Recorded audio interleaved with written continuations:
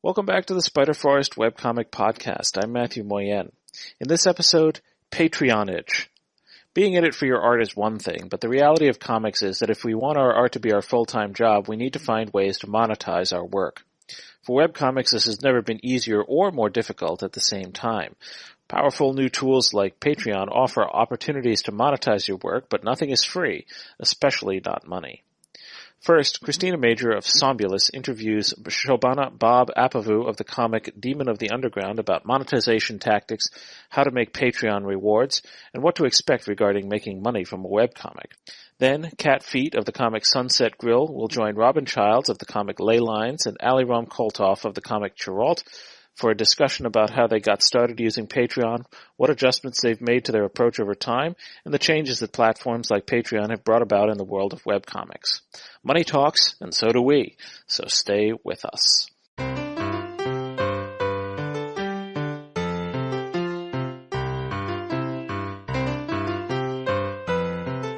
Hello, my name is Christina Major, and I'm the creator of the webcomic Somnolus.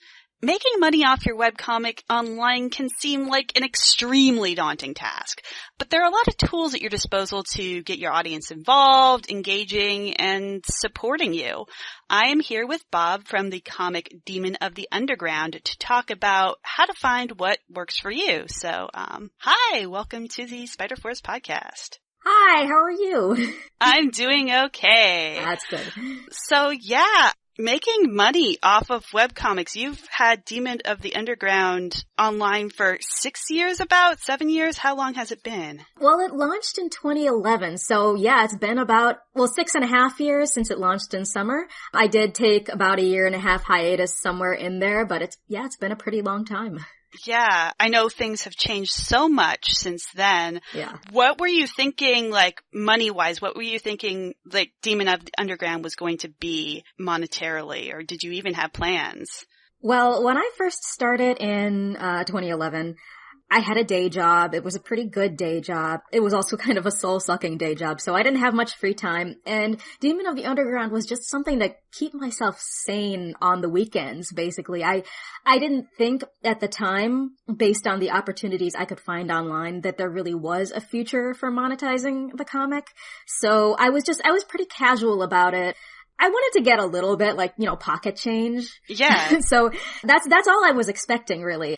Back in 2011, I had, some ads running on my comic, and ads paid a lot better back then. Yes. But it was still pocket change, and, whatever I made in ads, I cycled back into advertising, basically. There was no profit in doing a webcomic, and I know there are people who, were doing Kickstarters and, printing their own books and selling it, and for people who didn't want to go to print immediately or weren't ready to go to print, there didn't seem to be many options at the time. Yeah, it's just so interesting how much things have changed because, like you said, advertisement used to be a big bread and butter thing for a lot of comics. To your point, I don't know that I necessarily had many expectations either about making money.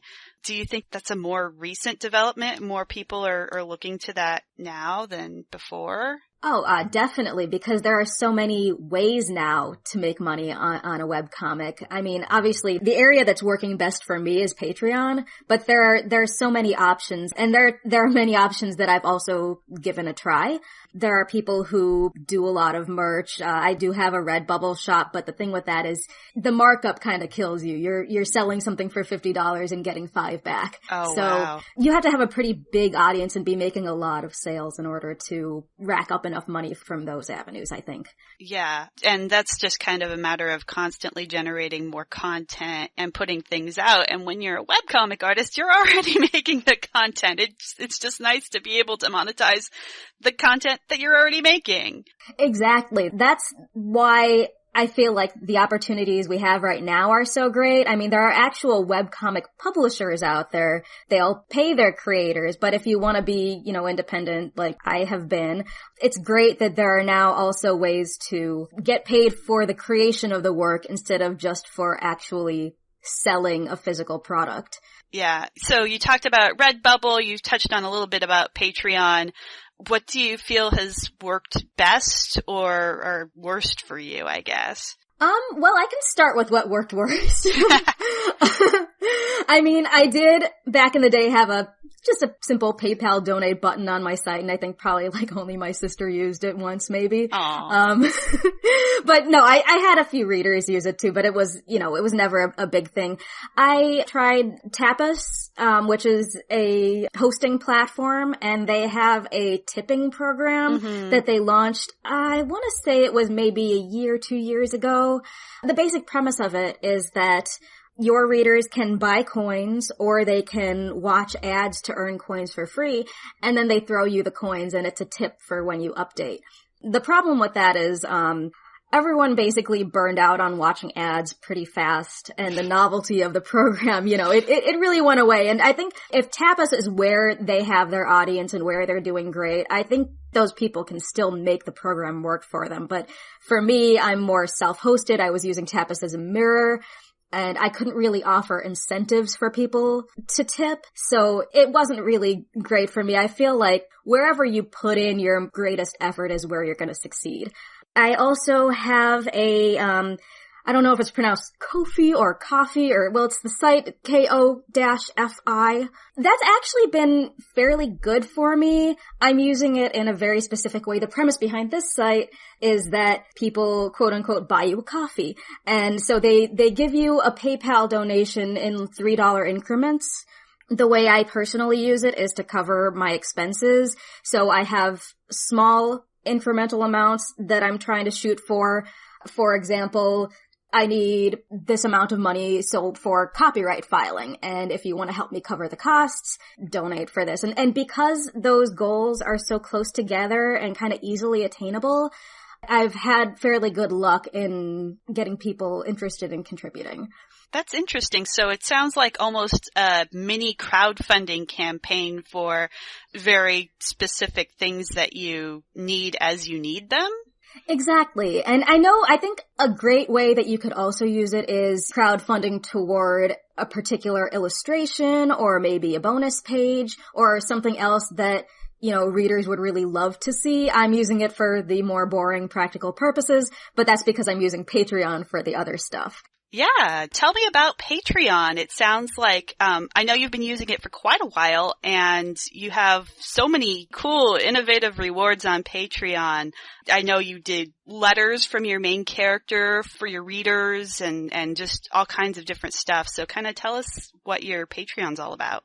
I try to have several different tiers so that I'm covering all the bases of what people can afford or are willing to pledge. I'll start with my $1 tier. Basically, I use Top Webcomics a lot for gaining visibility. Top Webcomics is a website that people vote for your comic, and the more votes you get, the higher up you are on the list. And it's basically like referring people to your comic. And they have these things called voting incentives where you can, post a little picture and people can vote and see the picture, and I try to do like funny mini comics or, detail shots, this and that. And after they expire, I keep them in a gallery, and my $1 patrons all get access to that gallery. I personally really like to offer actual rewards to the $1 tier. I know there are a lot of campaigns that kind of do like $1 is where you get your gratitude, and then $2 or more is where you get actual rewards. But I really like to reward anyone who's generous enough to donate anything at all to a project that's otherwise free. That said, my $1 tier is still my least popular tier, and I'm fine with that. But $1 gets the voting incentive gallery and access to my feed. The vast majority of my posts are for all patrons. Okay. My $2 reward, that's actually now my most popular tier, and also it has the newest reward. Basically, I like to write prose in my spare time. I have a few novels published. It's kind of what I do to settle down at night. And I just started writing the backstory of one of my favorite characters, who's also a fan favorite character. And over time, what I was writing for fun actually kind of came together with a real plot. And I realized I can put out the story as a serialized novel to my patrons. I had been mentioning that I was writing this little thing, and, a lot of people were interested in it. And I was getting a lot of feedback like, oh, I want to read that. And then I realized, oh, well, maybe I should let them read that. So, Yeah. so, I put a lot of work into editing. I have 4 beta readers. We go back and forth a lot. And over the course of the past year, I've been putting out chapters of this side story. And I just last night put out the final chapters of book 1. So I'm so glad to have that off my chest. But that was the thing that really breathed new life into my Patreon last year when I was feeling like I was kind of in a rut. I feel like one of the reasons why that one has gone so well is because it's telling more of the story that my readers already want. Mm-hmm. I think with monetizing, you always fall into the trap of getting pulled away by merch or side projects or things that don't feed back into the story. And the reason why your readers are there is because they want the story. So, the more a reward ties back into the main project, I think the more appeal it'll have. And that kind of relates to my $5 reward, which is, as you mentioned, I send out personalized letters from my main character to my $5 patrons. And that's another thing where when I was coming up with rewards, I was trying really hard to think about what it was that my patrons liked about my project. And that can be hard to know if you're not getting a lot of feedback. So my suggestion to anyone who doesn't know is ask. Yeah. And what I found is that my readers like my characters. So, anything I can do to give them more of a connection to the characters, I feel will go over well. And I've been sending these personalized letters for 3 years. And again, after 3 years of monthly letters from the same character, I was getting a little burned out on that too. So actually just this month, I asked my patrons, well, what if I mix it up this year and every other month it's a letter from a different character? And I polled them. I put out a poll on Patreon because that's a function you can do on Patreon. 100% of the respondents wanted the new mix up with more characters. So having a good reward to start is great. But also if you feel like it's getting stale, mix it up. That's a great thing. Never feel locked into a reward that you feel might be dwindling or that you're not excited about anymore. Absolutely. Especially with Patreon, I always feel like I'm going to make a reward and I have to deliver that reward until the end of time. And that's not necessarily true. And that's not necessarily what, to your point, your audience wants. Maybe they do want you to switch it up a bit and you don't have to feel locked into whatever you thought was going to be a good idea 3 years ago. That's so true. And I think the hardest part of that is it can be difficult to, have the mental energy to come up with a new way to do a thing. For me, the issue was I just needed to slow down a little bit, take a little bit of downtime to really give myself a mental break where I can look at things with fresh eyes. So that's where, the work-life balance and the avoiding burnout comes into play. Give yourself basically time to rethink your strategy every now and then. Yeah, that's great advice. What about the future? Anything you're thinking of trying in the future based on things that you've heard or things that you want to try that you haven't yet? I was very lucky this year to be invited to PatreCon, which is an annual convention for Patreon creators that's it's hosted by Patreon itself. And it's a very small conference, but it's also really super inspiring. So if you ever do get invited to it, I definitely recommend going. It was in LA this past year. I think it might be in a different place next year. But one of the things that was actually mentioned there was the concept of, limited time or special edition rewards. Because one of the great things about Kickstarter is that there is that call to action. There's a sense of urgency. And that's something that isn't necessarily there for most Patreon campaigns because it's an ongoing project. So, how you create that call to action where if for some reason you really do need a bump and you want to drive people to respond quickly, the idea of giving a reward that, you can only sign up for this up to a certain point, that's your urgency. Now, obviously, you don't want to be mean with it or there's a little bit of danger there where you might have more turnaround, where, patrons might sign up just for the reward and then drop out. So obviously, whatever you bring them in for, you want to make sure you have other stuff that gives them a reason to stay. And actually I did kind of have this with those final chapters that I posted last night of the side story I mentioned. I didn't do it on purpose though. I had a mailing list that I was putting together to send out these chapters, so I did kind of have to have a cutoff point for people to sign up. And I did see a big bump in new patrons signing up for that. So I have seen some early evidence that this might be effective. Cool. One other thing that I've been thinking about, another thing that was mentioned at PatreCon is collaborating with other creators. You see this more with podcast people, and I haven't seen it as much with webcomics, but I think it's a really interesting concept. The idea of collaborating with another creator on a joint project and posting maybe like a mini comic or a side comic of like, characters from both sides interacting and posting that to both Patreons. And along those same lines, another thing I would like to do more of is collaborating with my readers. I know there are a lot of webcomic creators who take requests or who maybe they'll draw like a skeleton of an image and take votes or do an auction or do a giveaway sort of thing to let a person determine who the actual characters are that are going to end up in that skeleton of a picture that you put up. It's an interesting idea I've seen a little bit of that I am kind of thinking about trying sometime. Now, I want to go work on my Patreon now. I have so many ideas. Oh, gosh. I know that feeling. Yeah. So what advice do you have for webcomic creators who are first starting out? They're thinking, I want to make a living off my comic. What are your options at this point, or what attitude should you be going into monetization with? Oh man, I have so many feelings about this, honestly. So I think the most important thing is that for the vast majority of webcomic creators, it's going to be slow and steady growth. Sometimes it's not going to be growth. Sometimes you're going to lose a bit. So you will be going backwards sometimes. If you're looking at a long period of time, it's not always upward, but either way, it's slow. And you might see people around you who launch and are fully monetized and living off their comic within a few months. And it's possible. So don't let that expectation hold you back that it has to be slow. It might not be. But if you see other people around you doing it, don't use that as evidence that it'll never happen for you or that you'll never get there. You're in there for the long run, so keep your spirits up. And for most people, you're not going to be rich. It's like a modest living.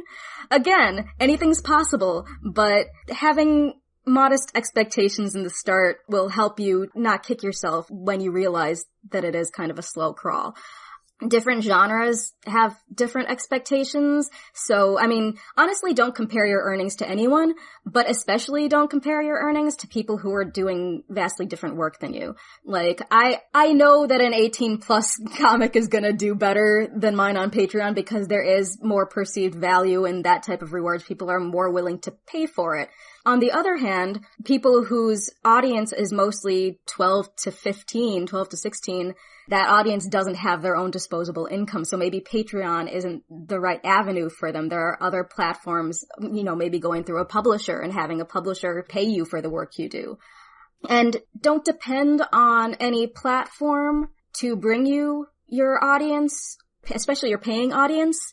This is always something you want to build yourself, even if another platform is helping you. Basically, don't put all your eggs in one basket. It's definitely good to diversify that stuff. There will definitely be offers that come that might make it seem worth, being exclusive, and that's really up to you. I wouldn't want to discourage anyone from signing on with a publisher because publishers are a great option too. But yeah, it's just something to really think about and consider carefully. And I would say the last advice that I would give to a new person starting is just always remember that your readers are there for the work that you're already doing. So, always keep in mind your main project. Don't let monetizing get in the way of that, and don't let monetizing kill your interest in your main project. Always remember why people love your work. All right, that was an amazing interview, and to talk some more about some of the topics on that interview, particularly Patreon, we have a couple of Spiderforest members here. We have Robin Childs. Hello, I do the comic ley lines, and my name is Robin Childs. And we have Ali Ram Koltov. Hi, my name is Ali, and I just finished my webcomic, Geralt. And I am Kat Feet. I do the webcomic Sunset Grill. So, we are going to talk quite a bit about Patreon here, since I think we all agree with the interviewee that it was a real game changer when it started back a few years ago to come into comics. Can you guys just talk a little bit about when did you start your Patreons? How did you get it started? Why did you decide to start one? I started fairly early on, in large part because I had listened to a podcast from the Oatly Academy talking with the creator of the system and what Patreon was about and what they were trying to achieve. And that really just kind of gave me the impetus to try it out and see what I could do with it. I really liked the idea of creating a sort of a subset of my existing community that was really invested and interested in what I did, to the point that they would be willing to actually put a financial support behind it on a regular basis. And it really has become kind of this like little community of people that I share a lot of the behind the scenes stuff that I wouldn't otherwise share with the public. And I already kind of overshare as a person, but it's a different kind of dynamic because it feels so much safer. I kind of took a while to get my Patreon started because I've been in webcomics for a while, and I remember there was a long period where nobody really believed that microtransactions would ever be a thing. Like there was a lot of pushback against websites that had paywalls, or the idea that, you know, creators could get money for their stuff. So when Patreon launched, I was like, oh, that's a nice idea, but I'll wait and see if it'll take off. And when it actually seemed to be getting some traction was when I kind of started building my own profile. And my Patreon is in kind of a weird place right now because my comic is finished. So I'm in the process of kind of thinking about how to overhaul it, because I don't want to shut it down. I want to keep using it, and it seems like the people who have been supporting me are inclined to keep supporting me. I don't want to push that away and be like, well, all right, guys, like, game's over, because I'm going to keep making art. I'm going to make more comics. I just have to figure out what to do in that interim period, and there's a lot of works in progress and things I can share. But while Corelt was going on, my Patreon was very much a place for things that I was already making. So my strategy was less creating a lot of exclusive content and more just a lot of early access and giving my readers a way to chip in if they felt like it. And it seems to have worked out pretty well. So I'm kind of, my feelings towards Patreon are that, like, whatever kind of creator you are, there's a way to use it that you'll probably like. You can tailor it to fit your own creating style and use it however you're comfortable with. Because not everybody has the time to make a ton of bonus content, but you don't have to. Yeah, I mean, that's definitely been my experience. I actually started fairly early as well. I started in January 2014 because I had seen another comic artist, Aja of True Magic, which is now a Spiderforest comic, start her Patreon and was supporting it and got very interested in the concept. And I'm in a little bit of an odd space with my comic. I don't have any books. I don't have any merchandise. At the time, I had a 2-year-old daughter. I started my Patreon by saying, hi, my name is Kat, and I have 3 jobs. I think I'm up to 5 now. I have a huge amount going on, and so even though I was pouring a ton of work into my comic, I had almost literally nothing I could do that I had time to do that would make me money off of it. My Patreon for me has been a very low effort thing where I just kind of post things I'm already doing simply because I literally have no time to do anything else. And that I can do that and get money from it and have an audience that's willing to simply give me money to keep doing what I'm already doing has been pretty amazing and pretty cool. You know, that kind of moves me into something else I wanted to talk to you guys about, which is when you started doing your Patreon, you know, did you have high expectations from it, low expectations, any expectations? You know, for people who've been around a little longer, that's less of a question than it is now, but I've certainly seen some interesting ideas about what Patreon is going to do for people now, and I kind of want to talk about what you can expect from it and what you can't. I think that the standard rule that I heard was that there's some, I think it was 5 or 10% of your audience is likely to buy something or like support you financially if you put out a call. There's like some small number. So like however many fans you have, if you have like 1,000 readers and you put out a product, then you can usually count on somewhere in that range going for it. At the time when I started my Patreon, I kind of had no expectation of how many people were going to jump on because at the time I didn't have Google Analytics on my site. I didn't really know how many readers I had, except for like, okay, I usually get between 5 and 10 comments on each update. So I was hoping that maybe I'd get that many people pledging to my Patreon, and was pleasantly surprised when I got a whole bunch more than that. I was going into it expecting if I can make $10 to $15 a month, that will roughly cover my hosting costs and kind of how much sketchbooks and pencils cost me. So anything on top of that was just kind of gravy. But I had some other, like, if I meet this amount, I'll update more often, just because it's a lot easier to justify spending more time on things if there's even a little bit more money coming in, even if it's not like a living wage. It's nice. Yeah, I also kind of started with little to no expectations on it.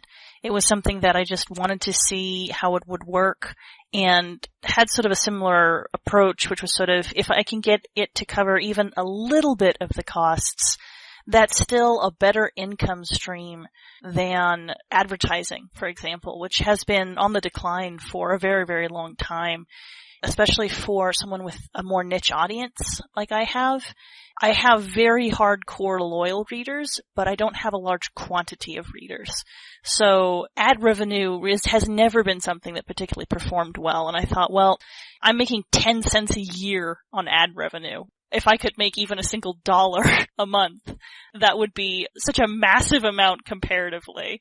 And it was something that sort of grew in stages. And one of the things that I wasn't expecting is that I always like to, regardless of what I'm doing, to have tiers of merch or tiers of offerings, whether I'm running a Kickstarter or I'm at a show or I'm doing Patreon. I want to offer something that's at the very low end, at the middle end, and at the high end. And so one of the things that I did was offered coaching and editing services. And I was just starting those out. I do those all the time now as a proper side business. But I got my first client through that experience, and it worked really well because I could set up monthly calls with him. And that was like a big ticket item that really helped start out my Patreon fairly strong, fairly early. And I learned a lot through the process. So it's definitely something that's been interesting to see evolve and change as things go on. What about you, Allie? What kind of rewards have you had the best luck with, or have you felt have worked the best for you? I've stuck pretty steadily with early access to pages and works in progress and just things that I can't share yet, which is Geralt stuff, but also all kinds of other things. Like if I'm working on like an anthology short, I'll usually put up like sketches and inks there. I did try for a while early on to have a physical merch tier, which I did have people took me up on it, and then every month I would have to go to the post office and I'd have to mail a thing. And in Canada, the postal service is extremely expensive, and I did add a little bit to the price of the tier to cover that, but it got to be a bit of a drag after a while. So when the last patron kind of dropped off of it, I immediately just removed the tier, and I was like, I'm not gonna do that one anymore. I've mostly been sticking with just, I guess, the patron blog that they see is just a constant feed of things that I can't share publicly yet, and it's been working out pretty well so far. It doesn't take a lot of maintenance, which I like. I personally have also avoided the physical rewards. I really liked what you said earlier about how every person can find their own style of interacting with Patreon, regardless of what they want to do and how they want to go about it. One of the things I really like about the setup is that you can change things. And so I've altered a lot of what I've offered over time, just learning what kind of personality I have, what I personally enjoy, what takes a lot of effort, and what takes relatively little effort. Because I really think it's important to do the things that take only a little effort for Patreon, because it's only a little bit of income. One of the big mistakes I feel a lot of people fall into is that they view it like a Kickstarter, where it's a product and there's this huge push for like, oh, I'm going to offer all of these deals and all of these items, and people wear themselves out trying to offer the moon and the stars when really all they need to offer is an occasional hello. Yeah. You can't do a Kickstarter 12 months of the year. You will die. I just finished a Kickstarter. I cannot even imagine the toll that would take on every part of my life and my mental health. And I've seen that burn creators out because they are offering stuff that takes them hours and hours and hours of work for levels that might be $1 a month. So it's that old trap of offering something that, when you break down your time, doesn't even come close to a minimum wage. So finding ways to package what you already have and offer it differently, and only offer stuff that requires a higher level of personal time investment, where there's also a higher level of support from that particular investor, I think is really important with Patreon, because otherwise it's just so easy to burn out on the setup. But the advantage is you can change it at any time. So if something's not working, you can take that down and replace it with something that might work better. Yeah, I think setting limits is really important when it comes to Patreon, especially for those custom art tiers or physical shipment tiers. I've seen people set up structures where they stack the months. So it's not, I'll draw something for you every month. It's, I'll draw something for you every 4 or 5 months if you maintain your patronage. So it's not a constant, you've just finished one thing and then the next month starts and you got to do it all over again. Some creators are super fast and they can keep up with that. So it's up to your energy level and what you feel is sustainable from your own practice. That's kind of an interesting way of doing a partial payment. Someone really wanted to commission an artist, but they did not have that lump cash to be like, okay, I'm going to chip in $20 for X number of period of time, and then I can get a commission without breaking my monthly budget. It's an interesting approach to that entire dynamic that I'd never thought about before. The other half of the kind of regarding Patreon is something like a Kickstarter model. I've seen this occasionally in discussions where people were talking about starting up a Patreon, and I wanted to bounce it at you guys. The idea that similar to a Kickstarter, a Patreon would get you exposure and you would get new readers and new Patreons through the Patreon site itself. Can we get some comments on that? No. No, for a variety of reasons. One, I feel like that is a false assumption on Kickstarter as well, because I see a lot of people who have done zero development of their community go, oh, I'm just going to get a new community through Kickstarter. While you can gain some new people, you are not going to gain an entire community overnight. And that is with a system that has a robust search function, has a well-developed featuring system, has a lot of different ways to promote projects and get them out there and get them seen. Whereas Patreon is still very much the only people who are ever going to see it are people that you personally direct to it in the first place. And that's something that's kind of been under development for a while, that the developers have done quite a few tweaks and changes over time, but the search function is still not where it needs to be, and the process non-existent. Of featuring, effectively non-existent, or sometimes non-functional, and it's just not good featuring. So no, you're not going to gain the exposure idea. It's just, no. When I first started my Patreon, and this was back in 2014, I had someone tell me, I was trying to support your Patreon and I searched for you by name on the Patreon website and couldn't find you. So, yeah, it's just something I wanted to address because I have seen that misconception of, if you build it, they will come. I don't think it works very well for this particular type of thing. The flip side, of course, is that there's been some ups and downs with Patreon, certainly a pretty big down last year. And during that, I remember asking my Patreons, guys, I'm not sure where this is going to go. I might end up, going to something else. And I had 4 or 5 of them write me and say, you are the only reason I am on Patreon. If you go somewhere else, I'm going to follow you. So I think that's important to remember too. The flip side of that is that once you have that community, the platform is a convenience, and convenience is awesome. But it's not the be-all and end-all. The platform itself is not the focus. Your community is your community. They did lay the groundwork for a system of micropayments where a whole bunch of fans can get together on a long-term basis instead of a Kickstarter Indiegogo where it's short to the point, has a defined end date, and then it's just done. And now that Patreon has kind of led the way with that, there are, well, not really a lot at this point, but Kickstarter did just roll out that drip system that is going to be a very similar idea to Patreon, which is currently invite only. But we'll see where that goes, because I do really like Kickstarter as a platform. Could be interesting. There's also Ko-fi or Ko-fi. There are ways to set up recurring payments in Gumroad, where you can offer classes or other kinds of services and products over a monthly period in a subscription style. There are ways to set stuff up on, PayPal, the old school donate button. There are a lot of different options, and I think it's worth considering. There is a limit to how much one person can diversify without sort of spreading themselves too thin. But it's always valuable to think about how you can diversify what you're doing if you're a creative person trying to make money off of what you're doing. So whether that's offering services, offering products, offering something on Patreon or Ko-fi, or running some sort of event, there are so many things you can do that if you are concerned about losing one income stream, the concern decreases pretty significantly if you have multiple sources of income streams. The thing with Patreon is just that it's made it very convenient for a lot of people to easily support a large portion of people without putting too much thought or effort into it. Well, the bigger the platform gets, the better it is for everybody, because if you have a big base of backers who have accounts already, it's a much lower barrier of entry for pledging to a new one.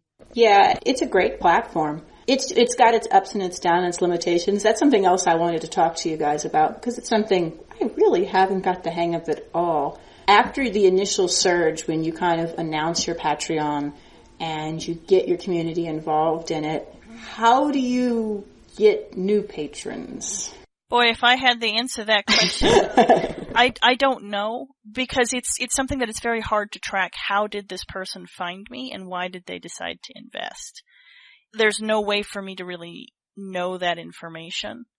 I do think that it's like anything. You have to be visible. If people do not know you exist, they cannot invest in you. And often, like at a show, I can put up as many signs that say, this costs $20 as I like. But I cannot assume that the customer will read or see those signs. And I think Patreon is often the same way, that we can have a little button on our site, but after a while there's sort of that blindness that we kind of have to counteract by finding ways to keep people aware of, hey, this exists. It might offer something you're interested in. And that can be, like, I do vlogs every week, and so the first vlog of the month I always post. So it's sort of if you enjoy this, if you want to have all of the weekly ones, it's over there. Sometimes I will tweet about, this is what I offered this month. I've seen some people do like a Patreon summary that they post on like DeviantArt, or they post on their website. That's just this big icon list of all the different things that they've offered. And, another way to kind of, you were saying there's like that launch excitement. You can always add a new tier or a different tier or substitute a tier out and saying, hey, live streams, I decided to change that. I don't care for that anymore. Now I'm doing tutorials, and that's a brand new launch of that particular product. Even if people don't necessarily buy into that product, if you can get them visiting the site and looking at what you offer, you're already ahead of the game, because they're there. They're in the store, so to speak. I feel like I should mention that the last time I did make a tweet on Twitter to mention something that I was doing on Patreon, I did get 2 patrons, so talking about it does work. I just have to remember to do that more. And it can be also experimentation. I remember when I went on very extended hiatus, one of the things that I think I started doing around the same time was I started doing those vlogs, and that hadn't been something I was offering, but I felt like I needed to do something to let people know I was still working on the project, I was still active, and a weekly vlog seemed the way to go. And I was convinced I was going to lose all of these patrons that I'd worked so hard to get, and I actually, over the hiatus, gained several patrons. And I feel like I gained them at the vlog level, so part of me goes, well, maybe what I was offering was something that they were actually interested in that hadn't been offered before at that lower level. So sometimes you try something out and you see if it works and see if people respond and experiment. The whole platform is built around adjusting itself. Kickstarter, you pretty much are set. Once it's going, it's going, and you can add something new, but you can't really take something away. Whereas Patreon, you can overhaul your site at any time. You can overhaul what you offer. You can overhaul how you present it. The whole thing is designed to work with you as you go. I'm about to change the name of my Patreon to not be completely centered around one webcomic now that it's over. I do appreciate some of the stuff that they have added, like the tags, and how they're more visible on your homepage now, because I'm planning on using that to differentiate my projects from one another. So I can have like all the Kuralt stuff have one tag, and then people can visit that and browse through it, and then all the stuff for this new project to have a different tag, and this other new project to have another tag, and like works in progress versus like advanced pages versus wallpapers or PDF ebooks or whatever it is that I'm offering. It's getting a little bit more organized now as a homepage experience. So what I'm planning on doing is kind of playing with that and making my front page more comprehensive. How do you feel Patreon has changed things for you, for the webcomics community in general? Do you feel like it's been a positive? Has it been a big positive, a small positive? For me, it's enabled me to have a sense of stability around what I do, because all of the stuff I raise goes into paying other people. So I was able to hire a color flatter using the funds that I have on Patreon, which has helped my mental and physical well-being, because it means less time spent on the part of the process that drives me the most insane, and also less time spent hunched over a computer screen, which as I get older is more and more detrimental to my physical health. So it hasn't been like revolutionary, amazing, but it has been a place where I've gained a sense of consistency in terms of just financial stuff. But I think more importantly, coming back to that community angle, it's become a place where I can express myself in a different way, connect with people on a different kind of level, and form a stronger bond with people that truly care about my work. So I would say overall for me it's been positive. For the webcomic community as a whole, I think that we're seeing quite a few really exciting things coming out of a lot of people's work. And I think we're starting to see a shift in people being a little more okay with chipping in to help out the things they like.